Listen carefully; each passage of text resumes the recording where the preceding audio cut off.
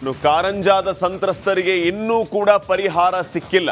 2.5 ವರ್ಷದಿಂದ ರೈತರು ಅಹೋರಾತ್ರಿ ಧರಣಿಯನ್ನು ನಡೆಸ್ತಾ ಇದ್ದಾರೆ. ರೈತರ ಪ್ರತಿಭಟನೆಗೆ ಬೀದರ್ ಜಿಲ್ಲಾಡಳಿತ ಸೊಪ್ಪು ಹಾಕ್ತಾ ಇಲ್ಲ. 15 ದಿನಗಳ ಒಳಗಡೆ ಪರಿಹಾರ ನೀಡೋದಕ್ಕೆ ಸರ್ಕಾರಕ್ಕೆ ಪತ್ರವನ್ನ ರೈತರು ಬರೆದಿದ್ದಾರೆ. ಪರಿಹಾರವನ್ನ ನೀಡದೇ ಇದ್ರೆ ಸಾಮೂಹಿಕ ಆತ್ಮಹತ್ಯೆಯ ಎಚ್ಚರಿಕೆಯನ್ನ ಕೂಡ ನೀಡ್ತಾ ಇದ್ದಾರೆ ರೈತರು. ಕಾರಂಜಾ ಸಂತ್ರಸ್ತರು ಕಾರಂಜಾ ಜಲಾಶಯ ನಿರ್ಮಾಣಕ್ಕಾಗಿ ಫಲವತ್ತಾದ ಭೂಮಿಯನ್ನ ಕಳೆದುಕೊಂಡ ರೈತರಿಗೆ ಇನ್ನೂವರೆಗೂ ಪರಿಹಾರ ಸಿಕ್ಕಿಲ್ಲ. ಇದು ನಿನ್ನೆ ಮೊನ್ನೆಯ ಕಥೆಯಲ್ಲ, ಕಳೆದ 4 ದಶಕದಿಂದ ಇದೇ ರೀತಿಯ ಕಥೆ. 26 ಹಳ್ಳಿಗಳ ರೈತರು ಭೂಮಿಯನ್ನ ಕಳ್ಕೊಂಡಿರೋದು ಈ ಕಾರಂಜಾ ಜಲಾಶಯ ಬೀದರ್ ಜಿಲ್ಲೆಯಲ್ಲಿದೆ. ಈ ಜಲಾಶಯ ನಿರ್ಮಾಣಕ್ಕಾಗಿ 26 ಹಳ್ಳಿಗಳ ರೈತರ ಫಲವತ್ತಾದ ಭೂಮಿಯನ್ನು ಸರ್ಕಾರ ತೆಗೆದುಕೊಂಡು ಪರಿಹಾರವಾಗಿ 1 ಪೈಸಾನೂ ಕೊಟ್ಟಿಲ್ಲ. ಇದೇ ವಿಚಾರ ಈಗ ಆಕ್ರೋಶಕ್ಕೆ ಕಾರಣ ಆಗಿದೆ. ಸಂತ್ರಸ್ತರು ಬೀದರ್ ಡಿಸಿ ಎಸ್ಪಿಗೆ ಡೆಡ್ಲೈನ್ ಕೂಡ ಕೊಟ್ಟಿದ್ದಾರೆ. ಕಾರಂಜಾ ಜಲಾಶಯಕ್ಕೆ ಭೂಮಿ ಕಳೆದುಕೊಂಡ ರೈತರು 15,000 ಎಕರೆ ಭೂಮಿಯನ್ನು ಕಳೆದುಕೊಂಡಿದ್ದಾರೆ. 15 ದಿನಗಳ ಗಡುವು ಸರ್ಕಾರಕ್ಕೆ. ನಮಗೆ ಪರಿಹಾರ ನೀಡಲಿಲ್ಲ ಅಂತಂದ್ರೆ ಸಾಮೂಹಿಕವಾಗಿ ಆತ್ಮಹತ್ಯೆಯನ್ನು ಮಾಡ್ಕೊಳ್ತೀವಿ ಅಂತ ಎಚ್ಚರಿಕೆ ಕೊಟ್ಟಿದ್ದಾರೆ.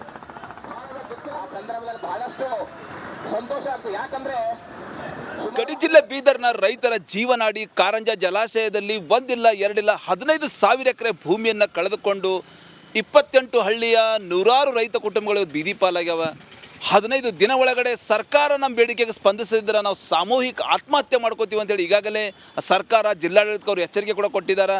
ನೋಡ್ಬೋದು ನೀವು ಈಗಾಗಲೇ ಈ ಒಂದು ಪತ್ರದಲ್ಲಿ ಒಂದು ವೇಳೆ 15 ದಿನ ಒಳಗಾಗಿ ನಮ್ಮ ಬೇಡಿಕೆಗಳನ್ನು ಬಗೆಹರಿದಿದ್ದರೆ ಎಲ್ಲ 28 ಹಳ್ಳಿಯ ಕಾರಂಜಾ ಸಂತ್ರಸ್ತರು ಸಾಮೂಹಿಕ ಆತ್ಮಹತ್ಯೆ ಮಾಡ್ಕೋತೀವಿ ಅಂತೇಳಿ ಕಾರಂಜಾ ಸಂತ್ರಸ್ತರು ನೋವಿನಿಂದ ಈ ಪತ್ರವನ್ನು ಬರೆದಿದ್ದಾರೆ. ಕಾರಣ ಜಿಲ್ಲಾ ಉಸ್ತುವಾರಿ ಸಚಿವರ ಕಚೇರಿ ಮುಂಭಾಗದಲ್ಲಿ ಕಳೆದ 2.5 ವರ್ಷಗಳಿಂದ ಏನು ಈಗಾಗಲೇ ಅಹೋರಾತ್ರಿ ಧರಣಿಯನ್ನು ಕಾರಂಜಾ ಸಂತ್ರಸ್ತರು ನಡೆಸ್ತಾ ಇದ್ದಾರೆ. 15,000 ಎಕರೆ ಭೂಮಿಯನ್ನು ಕಳ್ಕೊಂಡು ಭೂ ಪರಿಹಾರ ಆ ಸಂದರ್ಭದಲ್ಲಿ ಅವ್ರಿಗೆ 1,000, 5,000, 3,000, 10,000 ಈ ರೀತಿ ಏನು ಪರಿಹಾರ ಬಂದದ. ವೈಜ್ಞಾನಿಕ ಪರಿಹಾರ ಕೊಡಬೇಕು. ಈಗಾಗಲೇ ನ್ಯಾಯಾಲಯದ ಮೊರೆ ಹೋದಂಥ ರೈತರಿಗೇನು ನ್ಯಾಯಾಲಯ ಆದೇಶದ ಮೇರೆಗೆ ಏನು ಪರಿಹಾರನ ಸಿಕ್ಕ್ಯದ ಆ ಪರಿಹಾರ ನಮಗೆ ಬೇಕೇ ಬೇಕು. ಇಲ್ಲಾಂದ್ರೆ ನಾವು 15 ದಿವಸ ಒಳಗಡೆ ಸಾಮೂಹಿಕ ಆತ್ಮಹತ್ಯೆ ಮಾಡ್ಕೋತೀವಿ ಅಂತೇಳಿ ಕಾರಂಜಾ ಸಂತ್ರಸ್ತರು ನೋಡ್ಬೋದು ನೀವು ದೃಶ್ಯದಲ್ಲಿ.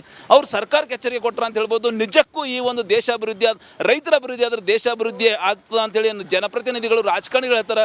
ನಿಜಕ್ಕೂ ಅವ್ರಿಗೆ ಸ್ವಲ್ಪ ಅಂದರೂ ಈ ರೈತರ ಬಗ್ಗೆ ಕಾಳಜಿ ಇದೆಯಾ ಎಂಬ ಪ್ರಶ್ನೆ ಸಹಜವಾಗಿ ಮೂಡ್ಲತ್ತದ. ಏನೊಂದು ಎಚ್ಚರಿಕೆ ಕೊಟ್ಟಿರಿ, 15 ದಿವಸ ಯಾರಿಗೆ ಗಡುವು ಕೊಟ್ಟಿರಿ, ಏನಿದೆ ಸರ್ ನಿಮ್ಗೆ? ನಾವು ಜಿಲ್ಲಾ ಆಡಳಿತಕ್ಕೆ, ಜಿಲ್ಲಾ ಅಧಿಕಾರಿ ಅವರಿಗೆ, ಆಮೇಲೆ SP ಅವರಿಗೆ, ಯಾಕಂದ್ರೆ ನಾವು 2.5 ವರ್ಷ ಆಯಿತು ನಾವೆಲ್ಲ ಅಹೋರಾತ್ರಿ ಧರಣಿ ಮಾಡ್ತಾಯಿದ್ದೀವಿ. ಎಲ್ಲರೂ ಬಂದು ಹೋಗಿದ್ದಾರೆ, ಮುಖ್ಯಮಂತ್ರಿ ಎಲ್ಲರೂ ಹೇಳಿದ್ದಾರೆ, ಭರವಸೆ ಕೊಟ್ಟಿದ್ದಾರೆ. ಆದರೆ ನಮ್ಮ ಬೇಡಿಕೆ ಈಡೇರಿಸಿಲ್ಲ. ಹೌದ್ರ ಮುಖ್ಯ ಬೇಡಿಕೆ ಏನು ಬೇಡಿಕೆ? ಬೇಡಿಕೆ ಏನಂದರೆ ನಮ್ಗೆ ಎಲ್ಲರಿಗೆ ಸಮಾನಾಂತರ ಪರಿಹಾರ ಕೊಡಿ. ಏನು 3,000, 4,000 ಇಂದ 5,000 ಏನು 6,000 ಏನು ಕೊಟ್ಟಿರಿ. ಈಗ 88,000 ಜಡ್ಜ್ಮೆಂಟ್ ಆಗ್ಯದ. ನಮ್ಮ ಕೊಡೋದೇ ದುಡ್ಡು ಕೊಡಬೇಡಿ ನಮಗೆ ಅಂದ. ಯಾಕಂದ್ರೆ ಎಷ್ಟು ದುಡ್ಡು ಕೊಡಬೇಕಿತ್ತು ಅದ್ರ ಕೊಡ್ಲಕ್ಕಂದ್ರೆ ನಿಮ್ಗೆ ಯಾಕೆ ಅಯೋಗ್ಯತೆ ಇಲ್ಲ. ಎಲ್ಲರೂ ಸಮಾನಾಂತರ ಭೂಮಿ ಅದ, ಸಮಾನಾಂತರ ಭೂಮಿಗೆ ಸಮಾನಾಂತರ ಬೆಲೆ ಕೊಡಬೇಕಲ್ಲ. ರೈತರ ದೇಶದ ಬೆನ್ನೆಲುಬು ಅಂತೀರಿ. ಎಲ್ಲಿ ದೇಶದ ಬೆನ್ನೆಲುಬು? ಇವತ್ತು ಬೀದರ್ ಜಿಲ್ಲೆಗೆ ಜೀವನಾಡಿ ಕಾರಂಜಿ ಅಂತ ಹೇಳ್ತೀರಿ. ಕಾರಂಜಿ ಅಂದ್ರೆ ಭೂಮಿ ಕಳ್ಕೊಂಡವ್ರಿಗೆ ಅಂದ ಇವ್ರಿಗೇನು ಮರ್ಯಾದೆ ಇಲ್ಲ. ಇವ್ರಿಗೆ ಏನಾದರೂ ಈಗ ಇದರಲ್ಲೆಲ್ಲ ಪ್ರಜೆಯಲ್ಲಿ ಈಗ ಇಲ್ಲಿ ನಮ್ಮಲ್ಲಿ ಪ್ರಜಾಪ್ರಭುತ್ವ ಅದನ್ನ ಇಲ್ಲ. ಈಗ ನಮಗೆ ಅರ್ಥ ಆಗ್ತಾ ಇಲ್ಲ. ಯಾಕಂದ್ರೆ ನಾವು ಕಷ್ಟಪಟ್ಟು ಭೂಮಿ ಏನಾದರೂ ಗೊತ್ತಿದೆ ಕಳ್ಕೊಂಡು ಬೀದಿ ಪಾಲಾಗಿದ್ದೆವು. ನಮಗೆ ಏನಾದರೂ ಅನ್ಯಾಯ ಆದಮೇಲೆ ಇಷ್ಟಾದ್ರೂ ನಾವು ಒಂದು ಸತತ ಹೋರಾಟ ಮಾಡಿ ವಿಧಾನಸೌಧದಲ್ಲಿ 3ನೇ ಮಡಿಯಲ್ಲಿ ಸಭೆ ಮಾಡಿ ನೀವು ಇಲ್ಲಿವರೆಗೆ ಸಮಸ್ಯೆ ಬಗೆಹರಿಸಲ್ಲ. ಹೋದ ಅಧಿವೇಶನದಲ್ಲಿ DK ಇದು ಕಾರಂಜಾ ಸಂತ್ರಸ್ತ ಚಂದ್ರಶೇಖರ್ ಪಾಟೀಲ್ ಅವರ ಮಾತು ಅಂತ ಹೇಳ್ಬೋದು. ಈ ನೊಂದ ರೈತರದು ಕಣ್ಣೀರು ಸುಟ್ಟಂಥ ಕೆಲಸ ನಮ್ಮನ್ನಾಳುವ ಸರ್ಕಾರ ಮಾಡಲೇಬೇಕಾಗಿದೆ. ಇಲ್ಲಾಂದ್ರೆ ರಿಪಬ್ಲಿಕ್ ಜನರ ಧ್ವನಿ, ನಿಮ್ಮ ಧ್ವನಿ, ನಾವಂತೂ ರೈತರ ಧ್ವನಿ ಆಗ್ತೀವಿ ಅಂತ ಹೇಳ್ಬೋದು. ಕ್ಯಾಮ್ರಾ ಪರ್ಸನ್ ಭರತ್ ಜೊತೆ ನಾನು ಮಲ್ಲಿಕಾರ್ಜುನ ಮರ್ಕಲ, ರಿಪಬ್ಲಿಕ್ ಕನ್ನಡ, ಬೀದರ್. ಮುಸ್ಲಿಂ ಮತಗಳ ಬಗ್ಗೆ ಚಂದ್ರಶೇಖರ ಸ್ವಾಮೀಜಿ ವಿವಾದದ ಮಾತುಗಳನ್ನಾಡಿರೋ ವಿಚಾರಕ್ಕೆ ಸಂಬಂಧಪಟ್ಟಂತೆ ಉಪ್ಪಾರಪೇಟೆ ಪೊಲೀಸರು ತನಿಖೆಯನ್ನು ಚುರುಕುಗೊಳಿಸ್ತಾ ಇದ್ದಾರೆ. ದೂರುದಾರನಿಂದ ಕ್ಲಿಪ್ ಪಡೆದಿರುವಂತಹ ಪೊಲೀಸರು ತನಿಖೆಯನ್ನು ಚುರುಕುಗೊಳಿಸಿದ್ದಾರೆ. ಆ ವಿಡಿಯೋ ಕ್ಲಿಪ್ನಲ್ಲಿ ಸ್ವಾಮೀಜಿ ಹೇಳಿಕೆಯ ಬಗ್ಗೆ ಪರಿಶೀಲನೆಯನ್ನ ಪೊಲೀಸರು ನಡೆಸ್ತಾ ಇದ್ದಾರೆ. ಹಾಗಿದ್ರೆ ಶ್ರೀಗಳನ್ನ ಬಂಧಿಸಿ ವಿಚಾರಣೆ ನಡೆಸುವ ಸಾಧ್ಯತೆ ಇದೆಯಾ?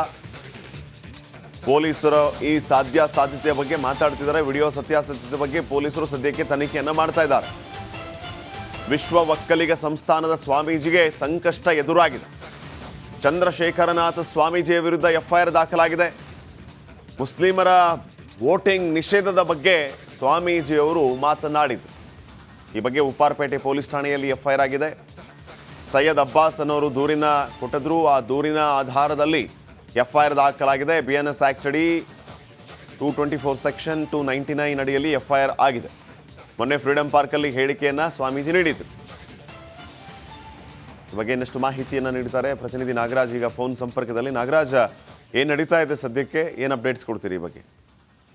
ಶ್ರೀಪಾದ್, ಏನು ಫ್ರೀಡಂ ಪಾರ್ಕ್ ನಲ್ಲಿ ನಡೆದ ಪ್ರತಿಭಟನಾ ಸಭೆಯಲ್ಲಿ ಚಂದ್ರಶೇಖರನಾಥ್ ಸ್ವಾಮೀಜಿಗಳು ಏನ್ ಮಾತಾಡಿದ್ರು, ಮುಸ್ಲಿಮರಿಗೆ ಮತದಾನದ ಹಕ್ಕನ್ನ ನೀಡಬಾರದು ಅಂತ ಹೇಳಿ ಇದ್ರ ಬಗ್ಗೆ ಅಬ್ಬಾಸ್ ಅನ್ನೋರು ಉಪ್ಪಾರಪೇಟೆ ಪೊಲೀಸ್ ಠಾಣೆಗೆ ದೂರನ್ನ ನೀಡಿರ್ತಕ್ಕಂಥದ್ದು. ಈ ಹಿನ್ನೆಲೆಯಲ್ಲಿ BNS ಸೆಕ್ಷನ್ 299 ಅಂದ್ರೆ ಧಾರ್ಮಿಕ ಭಾವನೆಗಳಿಗೆ ಧಕ್ಕೆ ತರುವಂತದ್ದು ಅಥವಾ ಕೆಲವು ಧಾರ್ಮಿಕ ವಿಚಾರಗಳನ್ನ ಹೀಯಾಳಿಸಿ ಮಾತಾಡೋದಕ್ಕೆ ಸಂಬಂಧಿಸಿದಂತೆ FIR ದಾಖಲಾಗಿರ್ತಕ್ಕಂಥದ್ದು. ಈ ಒಂದು ಸೆಕ್ಷನ್ಗಳಿಗೆ ಗರಿಷ್ಠ 3 ವರ್ಷ ಶಿಕ್ಷೆ ಇರತಕ್ಕಂಥದ್ದು. ಹೀಗಾಗಿ ಚಂದ್ರಶೇಖರನಾಥ ಸ್ವಾಮೀಜಿಗೆ ಒಂದು ನೋಟಿಸ್ ಕೊಟ್ಟು ನೀವು ಕೊಟ್ಟಿರ್ತಕ್ಕಂಥ ಹೇಳಿಕೆ ನಿಮ್ದ ಅಥವಾ ಮತ್ತೆ ಇದಕ್ಕೆ ಸಂಬಂಧಿಸಿದಂತೆ ಕ್ಲಾರಿಫಿಕೇಶನ್ ಕೊಡಿ ಅಂತಂತೇಳಿ ಕೇಳುವ ಸಾಧ್ಯತೆ ಇರತಕ್ಕಂಥದ್ದು. ಅಲ್ಲದೆ ಚಂದ್ರಶೇಖರನಾಥ ಸ್ವಾಮೀಜಿ ಬಗ್ಗೆ ಈಗಾಗಲೇ ಕ್ಷಮೆ ಕೇಳಿರೋದ್ರಿಂದ ಜೊತೆಗೆ ಅದು ಬಾಯಿ ತಪ್ಪಿನಿಂದ ಬಂದಿರೋ ಒಂದು ಪದ ಅಂತಂತೇಳಿ ಈಗಾಗಲೇ ಅವರು ಒಪ್ಕೊಂಡಿರೋ ಕೆಲವು ವಿಡಿಯೋ ತುಣುಕುಗಳು ವೈರಲ್ ಆಗ್ತಾ ಇರೋದ್ರಿಂದ ಈ ಬಗ್ಗೆ ಪೊಲೀಸರು ಅವರಿಂದ ಒಂದು ಮಾಹಿತಿಯನ್ನು ಪಡೆದುಕೊಂಡು ಪ್ರಕರಣವನ್ನ ಅಂತ್ಯಗೊಳಿಸುವ ಸಾಧ್ಯತೆ ಇರತಕ್ಕಂಥದ್ದು. ಯಾಕಂತಂದ್ರೆ ಕಾಗ್ನಿಸಬಲ್ ಅಫೆನ್ಸ್ ಅಂಡರ್ ಅಡಿಯಲ್ಲಿ ಬರೋದಿಲ್ಲ, ಇದು ನಾನ್ ಕಾಗ್ನಿಸಬಲ್ ಅಫೆನ್ಸ್ ಅಂತ ಹೇಳಿ ಪರಿಗಣನೆಗೆ ತೆಗೆದುಕೊಳ್ಳೋದ್ರಿಂದ ಅವರ ಬಂಧನ ಸಾಧ್ಯತೆ ಈ ಒಂದು ಪ್ರಕರಣದಲ್ಲಿ ತೀರಾ ಕಡಿಮೆ ಇರತಕ್ಕಂಥದ್ದು. ಶ್ರೀಪಾದ್, ಓಕೆ, ಥ್ಯಾಂಕ್ ಯು ಮಾಹಿತಿಗಾಗಿ ನಾಗರಾಜ್.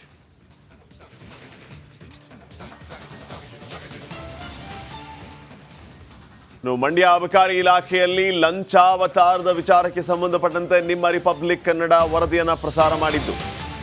ಬಾರ್ ಲೈಸೆನ್ಸ್ಗಾಗಿ ಲಂಚಕ್ಕೆ ಅಬಕಾರಿ DC ಬೇಡಿಕೆಯನ್ನ ಇಟ್ಟಿರೋದು ರಿಪಬ್ಲಿಕ್ ಕನ್ನಡ ಬ್ರೇಕ್ ಮಾಡಿದ್ದ ಸುದ್ದಿಯ ಫಾಲೋ ಅಪ್ ಇದು. FIR ಆಗೋದಕ್ಕೂ ಮುನ್ನವೇ ಈಗ ತನಿಖೆಗೆ ಇಳಿದಿದೆ ಲೋಕಾಯುಕ್ತ. ದೂರಿನ ವಾಸ್ತವತೆಯನ್ನು ಅರಿಯೋದಕ್ಕೆ ಲೋಕಾಯುಕ್ತ ಮುಂದಾಗಿದೆ. ಅಬಕಾರಿ DC ರವಿಶಂಕರ್, ಇನ್ಸ್ಪೆಕ್ಟರ್ ಶಿವಶಂಕರ್ ವಿರುದ್ಧ ದೂರು ದಾಖಲಾಗಿತ್ತು. ಪ್ರಾಥಮಿಕ ತನಿಖೆ ನಡೆಸಿ ಲೋಕಾಯುಕ್ತ DIGಗೆ ವರದಿಯನ್ನ ನೀಡಲಾಗಿತ್ತು. DIG ಆದೇಶವನ್ನ ನೀಡಿದರೆ FIR ದಾಖಲಿಸುವುದಕ್ಕೆ ನಿರ್ಧಾರವನ್ನ ಮಾಡಲಾಗಿದೆ. ಬಾರ್ ಲೈಸೆನ್ಸ್ಗೂ ಕೂಡ ಲಂಚ ಕೇಳಿದ ವಿಚಾರವನ್ನ ವಿಸ್ತೃತವಾಗಿ ವರದಿ ಪ್ರಸಾರ ಮಾಡಿದ್ದು ನಿಮ್ಮ ರಿಪಬ್ಲಿಕ್ ಕನ್ನಡ. ರಿಪಬ್ಲಿಕ್ ಕನ್ನಡದ ವರದಿಯ ಫಾಲೋ ಅಪ್ ಈಗ ಲೋಕಾಯುಕ್ತ FIRಗೂ ಮುನ್ನವೇ ತನಿಖೆಯನ್ನ ಚುರುಕುಗೊಳಿಸ್ತಾ ಇದೆ.